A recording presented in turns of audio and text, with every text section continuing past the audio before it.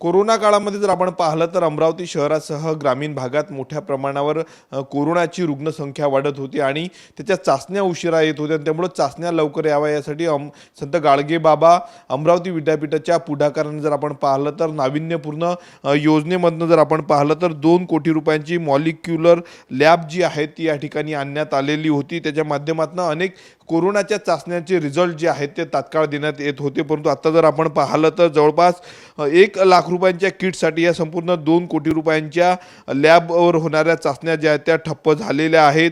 वारंवार विद्यापीठाचे नोडल अधिकाऱ्यांकडनं जी आहे ती मागणी करूनही या ठिकाणी 1 लाखाची किट जी आहे ती आणण्यात आलेली नाही. त्यामुळं वेगवेगळ्या चाचण्या ज्या आहेत त्या रखडल्याचं समोर आलेलं आहे. स्वाईन फ्लू असेल त्याची देखील चाचणी या ठिकाणी रगडण्यात आलेली आहे. आपल्यासोबत नोडल अधिकारी प्रशांत ठाकरे सर आहे. सर, नेमकं काय झालेलं आहे, काय सांगणार? आपल्याकडे स्वाईन फ्लू, कोविड आणि इतर काही व्हायरसेसच्या चाचण्या होत असतात. या ठिकाणी आपल्याकडे ज्या किट्स होत्या त्या संपलेल्या आहे. त्याची आपण मागणी जिल्हा प्रशासनाकडे म्हणजे सिव्हिल सर्जन ऑफिसकडे दिनांक 24 ऑगस्ट रोजी केलेली आहे व त्याचे 2 रिमाइंडर देखील त्यांना दिलेले आहे. आपण त्यांच्याकडे किटसाठी पाठपुरावा करून राहिलेलो आहे. किती महिने झाले सर पाठपुरावा तुम्ही करताय, परंतु तिकडनं अजूनही किट आले नाही? आपण 24 जुलैला आपण त्यांच्याकडे पहिलं पत्र डिमांड नोट आपण दिलेली आहे. त्याच्यानंतर आपण 2 रिमाइंडर्स देखील त्यांच्याकडे याचे दिलेले आहेत. किती प्रकारच्या चाचण्या रखडलेल्या आहेत, काय परिणाम आता झालेला आहे?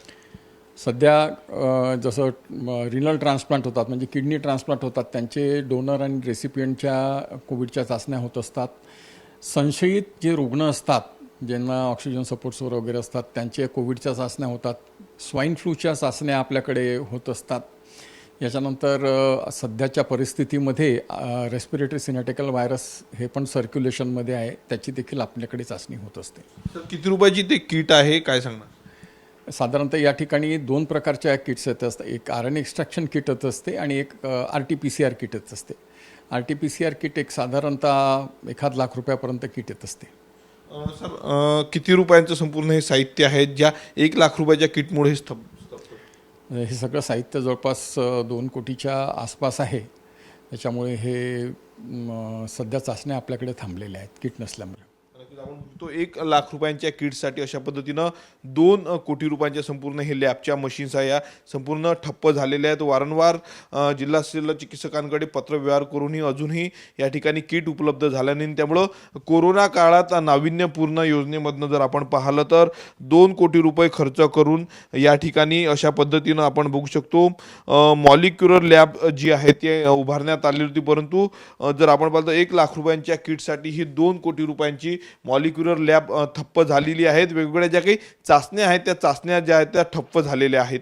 कॅमेरामन अनिकेत दहातोंडेसह मी स्वप्नील उमाप, TV9 मराठी, अमरावती.